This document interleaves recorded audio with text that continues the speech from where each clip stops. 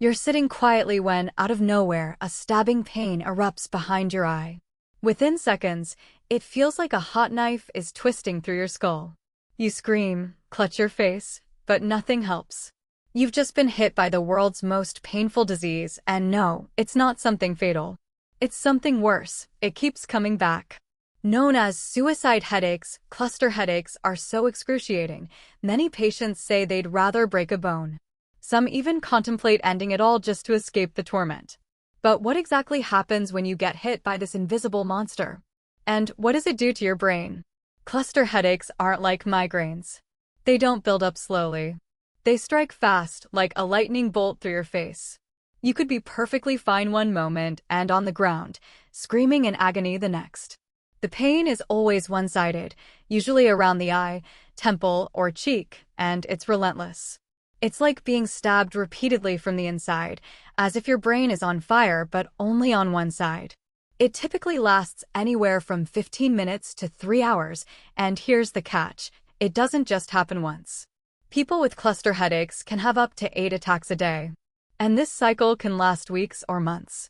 It's called a cluster because the attacks come in groups, often during seasonal changes, like spring or autumn. No one knows why. Scientists believe the hypothalamus, the brain's internal clock, gets triggered and somehow unleashes a cascade of nerve activity, causing severe inflammation and dilated blood vessels.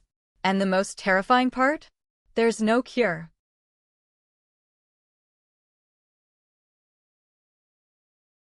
Imagine this. You're living a normal life, maybe working a job, raising kids, going to school, and then, boom. Every day becomes a countdown to the next attack. You're constantly afraid. You can't sleep. Some attacks even wake sufferers up in the middle of the night, like a cruel alarm clock made of fire and steel. The pain doesn't respond to regular painkillers. No aspirin. No Tylenol. Nothing touches it. In fact, people who've given birth, passed kidney stones, and had surgeries say cluster headaches are far worse. Doctors often misdiagnose it as migraines or sinus problems, which only delays the proper treatment. But if you ever face this, timing is everything.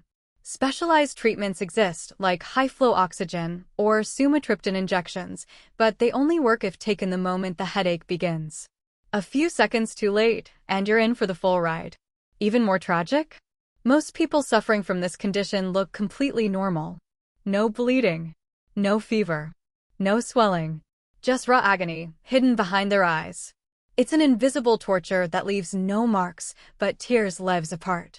But why does it exist? Evolution hasn't given us answers. Some theories link it to genetics.